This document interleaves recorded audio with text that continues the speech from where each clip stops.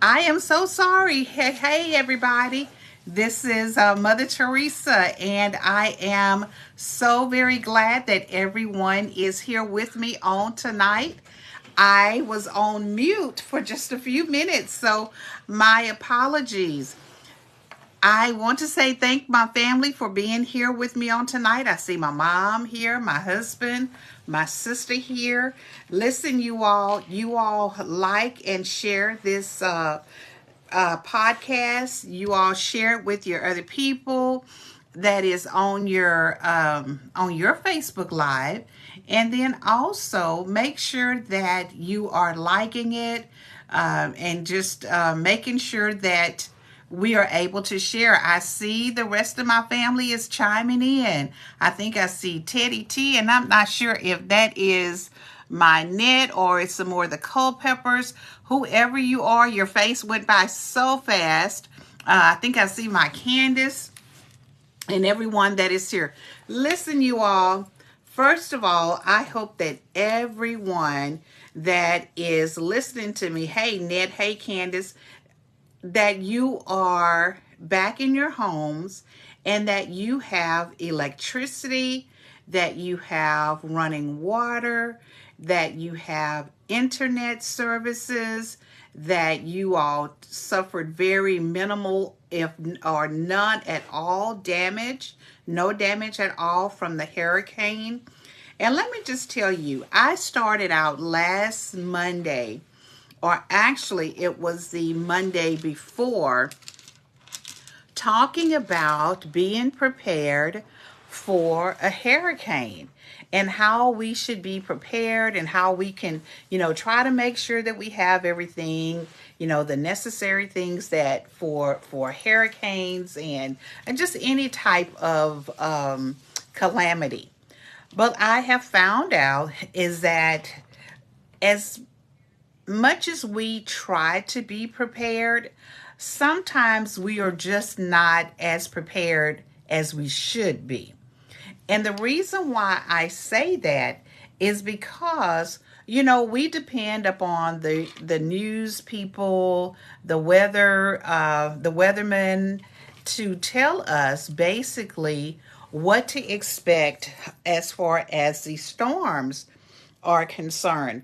Now, I have to admit, I am not, hello there, Jackie, I am not a person who watches the news very often at all. Boris typically watches the news and he will tell me the different things that's happening. So I would have to say that I am not always informed of what's happening. Hello there, Renita. I'm not always informed of what's actually happening in the news. But I can tell you that when everything began to start breaking out and, they were saying to expect this, to expect that, I did not necessarily get anxious, but I was, somewhat wondering what to expect. Never would I have expected that we would be without electricity for almost 7 days. And one of the things that I noticed is that being without the electricity for the first couple of days was semi okay. The house was rather cool. So we were, okay, because we were thinking, okay, we're going to have power restored pretty soon. So the house was cool. We were able to sleep. And we were able to sleep comfortably, because we had some fans that were battery operated. And I'm going to share with you all a couple of things that we were able to use during the last 7 days or the 6 days that we were without power. So we had some fans, we had lights. And so we were okay. We still had some food. My husband had, put food on the grill. So we had those things. But about that third day, really that fourth day, the house was now not so cool.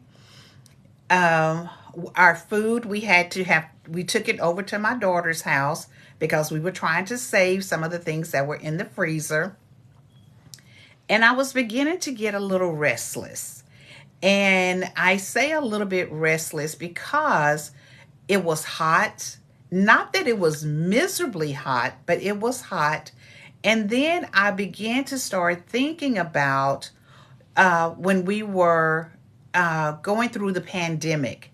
How many of you all, if you lost power and you were without power for any length of time, did it somewhat remind you of the pandemic? For me, it did. It gave me a little sense of, the pandemic vibes. And so, and I think that was part of the reason I was getting not anxious, because I'm not going to claim that, but just getting a little bit uncomfortable. And so I am so very grateful to have my daughters that opened up their home to, Boris and I and Will, and we were able to go and spend some time with them. Of course, Annette and her family were on vacation, but I was able to, and they still opened up their home. And I went to spend a couple of nights with Candace and the babies. Now, let me just tell you, I absolutely love my family. And you all, if you've been with me for any length of time, you all know that we like to get together. We like to hang out. We like to just come together because that's what families do. And we really enjoy being with one another. We really enjoy hanging out together. And I wanted to say, and I know Candace is on here. Hello, Juanita. Candace is on here watching. And when I came back home, my husband and I, we were talking about the 2 days that I spent with Candace and her babies. And I will say that, Candace, you are doing an amazing job with those babies. With the 4 little ones, those 2 twins and everything. You missed your house. It's okay, child. Yes, I did miss my house. But sometimes, when you're put into a situation or a predicament, I say a predicament, that you have to do something outside of your normal, everyday, life or whatever, it gives you a different perspective of how other people function and how other people live. And so I'm grateful that I had an opportunity to spend those days with Candace and the littles, because one of the things that, as I stated, as a single mom, I wanted to tell my daughter, you're doing an amazing job. And it's not easy. It is not easy. I've never been in the shoes of Candace as being a single mom without, any assistance, hands-on assistance that's there in the house. But one of the things that I will tell you is that I thoroughly enjoyed my time with those kids. And I think they really enjoyed having me and Will and Big Daddy there. Big Daddy, Boris came over. Candace was kind enough to have dinner for us one night. And so he stayed till late. I tried to, late. We tried to talk him into spending the night, but he had to get up and go to work. So he was able to come back home. But I thoroughly enjoyed being with those babies. And let me just tell you, as a grandparent, and as a grandma. And I want to say happy birthday to Shekinah, my oldest granddaughter. Today is her 22nd birthday. So happy birthday, Shekinah. But being able to spend time with your grandchildren, that is something, please don't ever take it for granted. Don't ever take for granted that, first of all, that your grandchildren want to be with you, that they want to spend time with you. And I can just say this, when it's regarding my grandchildren, I had an excellent role model. And I can say, starting back from my grandmother, Odell Stearns, who opened up her home to us in fellowship, she never made us feel like we were in the way. She never made us feel like we were not welcome. She never made us feel like, that she did not want us there. And the doors were always open. And so I enjoyed being able to go and spend the time, with my grandparents and with my grandmother and my grandfather. And then for my mom, I said I had two excellent role models. The next one was my mom. You know, when our children sometimes decide that they want to go and spend some time with the grandparents, or they might want to move in with them for a little bit. You know, one of the things that my mom never has told me that my kids couldn't come. And I don't think that she's probably ever said that to any of her grandchildren. You know, we would go and spend time with my mom on the weekends, and you know, when we lived in Nacogdoches, and we would go and we would hang out there. And she always made sure that her home felt welcoming. And so, and we appreciate that, Mama. I appreciate that. I appreciate you for showing us that hospitality. And sometimes, even if they're your parents and your grandchildren, sometimes some grandparents, they don't want you at their homes. They don't make you feel welcome. And so, but for me and for my story and my experiences, that was not the case. So thank you, Candace, for inviting me to come over. And thank you, Ned, for inviting us to come over and making us feel welcome. You know, I started out talking about, you know, this hurricane. And so many people, again, I pray that everyone has their power, have their running water, their internet services, and that you did not suffer, you know, much damage. But that's not the case for everybody. You know, we had some to lose their lives. We had some to lose quite a few of their possessions. We had some to have, you know, not just minor damages to their homes, but they had major damages to their homes, to their vehicles.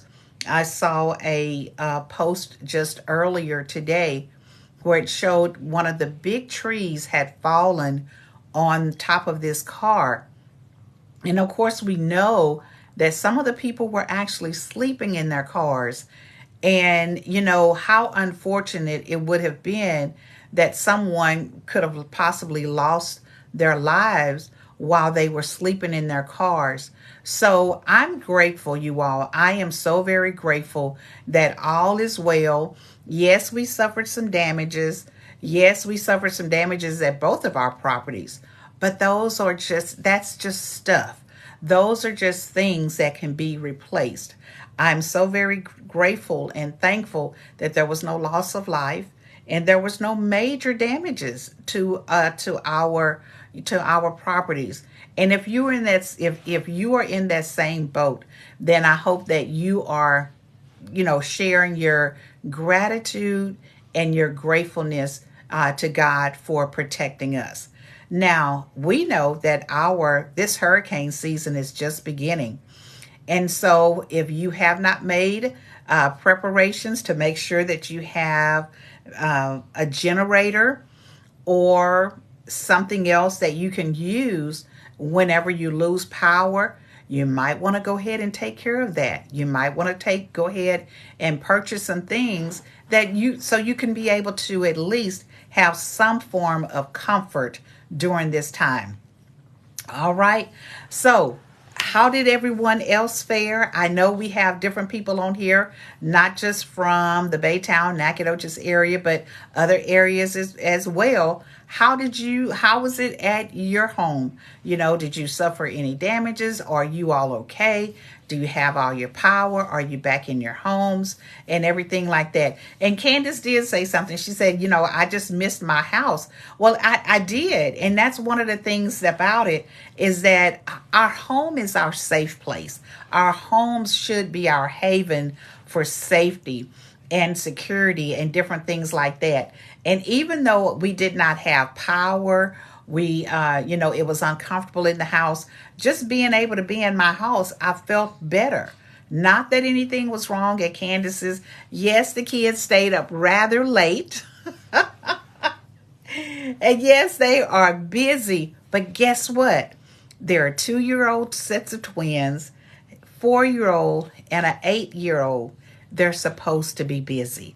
And so I enjoyed it, Candace. Again, thank you so very much. So for you all that are listening, that are grandstanding with me on tonight, how was, tell me a little bit, put it in the chat how things went with you all. They were off of their schedule because we had guests.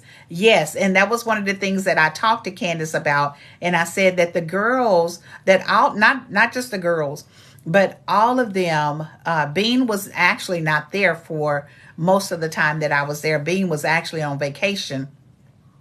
But yes, anytime that we know that if you have guests in your house and you have children, especially younger children, their schedules are off. They wanted to stay up and they wanted to play and they wanted to, sit with mommy and they wanted to play with Will and they wanted to play with Big Daddy. They did not want to go to bed. It's like, when kids are much younger, and we would often tease or say that the kids do not want to go to sleep because they're afraid they might miss something. And that's exactly what I was thinking about, with my grandchildren. I was like, especially those girls, I was just like, those girls are not going to go to sleep because they're afraid that they're going to miss something. But just seeing them, the interaction with those kids, and it was just a really good time. And I really enjoyed it. Definitely, if you can't tell, I'm talking about it a lot. I really enjoy spending time with my grandkids. And so, listen, that's kind of all that I wanted to kind of talk to you all about a little bit, is just to check on you all, to make sure that you're doing okay. And I also talk about just being prepared.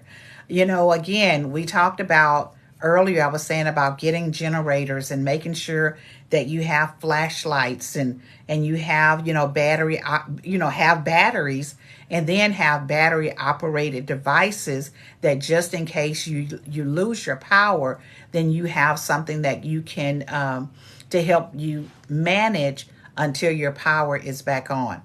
And not only that, when we're thinking about, just being prepared, do you have an abundance of pantry items? Because one of the things most of us had to do is that we lost the contents of our refrigerators, our freezers. Not everything was salvageable. So there were some things that we did have to discard. So do you have enough things in your pantry that you can, survive for a couple of days? And also, do you have enough water? One of the things that I was sharing, or my director was sharing with me, is she was saying, Miss Caldwell, she said, I feel like we have been living like the Little House on the Prairie. She said, because we've not had water. And so in the water that they did have, they were having to I guess, boil the water to make sure that it was safe and everything like that. So how prepared are we? How prepared are we for the natural disasters? But not only of the natural disasters, let's kind of bring it back to the physical and the emotional and the other side of it, the natural side of things, is that there are so many times in our lives that we've got to make sure. Hello, Shaniqua. I think is your nickname Tick. And I hope I've got the right person. So if this is you, Tick, say, hey, this is me. But one of the things that I wanted to share is that we have got to be prepared in life for so many different things. As I was talking to someone earlier, and we were talking about, getting ready for retirement, getting ready to travel, getting ready to do lots of different things in our lives. And as we're getting ready and as we're preparing for these things, we've got to put some planning in some planning efforts. A friend shared today that they took a long road trip. And I was sharing that that's what we've done for years. We like to get in the car and we like to drive. And we would much rather drive than actually get on an airplane. And the reason being is that we can stop.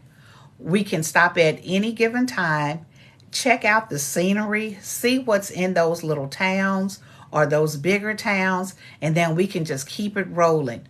But we couldn't do that if we had not planned or we were not prepared for those things. So preparation is key in so many areas in our lives.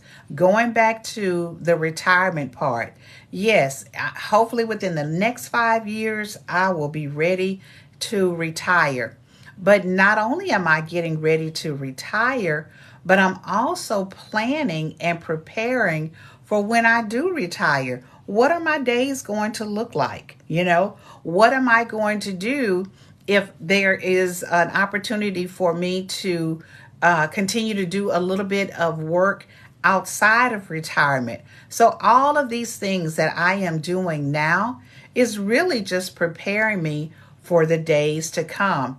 And I know that we are to live by faith, and that we are to really take no thought of tomorrow and those different types of things. I know I didn't quote that right, but there are some things that I feel like we need to be prepared for.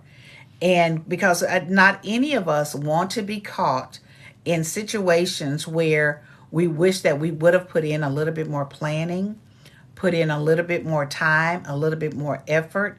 That's just like when you're getting ready to start your career. And I can use this as an example, is that there are a lot of times when you start college, you may not know what you're wanting to major in. So you go to college and you're taking all of these classes, you're taking your core classes, and you're getting all those things out of the way. You're taking your math, you're taking your English, you're taking your science, those core classes that everyone has to take. Well, after you've taken all those core classes, guess what? Now it's time, if you haven't already declared a major, you need to declare a major so you can start getting into the niche of the things that you are going to school for. For me, it was social work. So I knew at some point that I needed to start taking my social work classes. Well, all of this was in preparation for what I knew I wanted to do after graduation. Was in preparation for the job that I knew that I wanted to have. So when I talk about planning and preparing, there's a lot to be said about preparing. A lot of times when people are cooking, meals for like Christmas and Thanksgiving and different things like that, most people don't just wake up and say, okay, today I'm going to cook this, and this. You've got to get prepared. That means you've got to go shopping for those ingredients. You've got to make sure that you have everything that you're going to need to make the dressing, to make the mac and cheese, to make all of those different types of things. You just cannot get up and decide, I'm going to make these things. And if you don't have all the ingredients, you're going to be quite disappointed. So there's a lot to be said for preparation. And so as I am, hello there, Cousin Brenda. As I am wrapping things up, be prepared. Be prepared for the things that is happening in your lives. And again, like I said, there are some things that's just going to hit us and we're just going to have to go with the flow. And what I do is I pray and I ask God to give us direction. Okay. But if you can prepare, if you can get prepared, please try to make sure that you are doing that. And not only that, when it comes to our children, help our children to understand that there is preparation that is needed. Knit said, oh, Knit can make some dressing. Oh, you asking Knit to make dressing. Blame your mama for bringing this up. Okay, Candace, that's between you and Knit. Going back to what I was saying, your children. Teach your children about preparing, about being proactive. And let me go back to Candace and those little babies. One of the things that when I was telling the kids, I said, let's get cleaned up. Let's start picking up the different things so we can get ready for bed. Well, guess what? If Candace hadn't already taught those kids what cleaning up meant, then they would have not known what I was talking about when I was saying, let's start cleaning up. So they were prepared. They were already prepared to know that when we start singing the cleanup song, guess what? It's time to start picking up things and putting them away. So listen, I know I am probably the master at rambling and just kind of going on and on. I can jump from topic to topic with great ease. I can talk about a lot of different things for a really, really long time. But my goal is to always just jump on here on a Tuesday night to check in with everybody, to see how people are doing, to tell you a little bit about what's happening in my world and in the world in which we live, to check on everybody, to give you an opportunity to jump in, chime in, and just kind of hang out with me for a few minutes. And then I'm off, so you can enjoy the rest of your evening. What I will tell you is that there are going to be a couple of changes in how we are doing grandstanding with Mother Theresa. I think that we're going to be adding some additional dates or an additional day where we may be coming on and doing some kind of some one-on-one, not necessarily one-on-one, but giving you all an opportunity to talk about more about mental health, because that's my area of expertise. And I do realize that that we need to be talking about how we're feeling. Bean likes to talk about his emotions, but we need to be talking about how we're feeling, how we're doing, how we're really doing, you all. And sometimes, we have that standard greeting or call and response when somebody asks you or say, how are you doing? Our standard response is, I'm fine, or I'm okay. And I know that there are a lot of us, and a lot of times we are not okay. Okay. So we're going to give some space. Okay. Annette, let's see. Oh, in Longview, this is probably my sister said, no power outages or damages, all is well. That's great, Cent. I'm good. I'm glad to know that. But what I was saying is that, there are times when I worked at Head Start, I had to prepare meals 9 months in advance. You're right, Mom. Mom was responsible for the preparing menus and meals for all of those centers that were in the Head Start, the area. And so she did that. And not only did she do that, but she did a great job. Those were some of the best fed kids. And in that, excuse me, those were some of the, the best fed kids. So great job. You're right, Mom, going back to preparing. But as I'm closing, I'm going to say this, and I'm going to get off. I want to make sure that I provide a forum or an avenue for people to be able to share how they're doing and how you're really doing. And so what I'm planning on doing is having another night where I will come on and we will just kind of talk about the mental health matters and different things like that. Again, that is my profession. That is what I am paid to do every day as I'm working on my job. And so why not open up that avenue so other people can kind of call in and we can talk. And what I will tell you is that when we are having conversations, it's just a forum so we can just kind of talk and be serious about how you're really, really doing. Because again, so many people in this, so many people we know that are really going through some difficult times. They're really hurting and they feel like they have no one to talk to. Because let me just tell you, it's really hard to open up and talk to someone about how you're doing, because we then fear that people will begin to look at us differently. But it's no shame in saying, hey, I'm having some issues, or these are some things or some concerns that I have, or these are some things that I'm dealing with. It may even be some things that you're dealing with your in your family situation, your family dynamics, or your work situation. And so it's no harm in talking about that and talking about it in a safe area where there is no judgment. Okay. And so I want to be able to provide that avenue or that space where we can definitely hold space for different people if you want to come on and you can talk about it. All right, everybody, it has been a great night for me.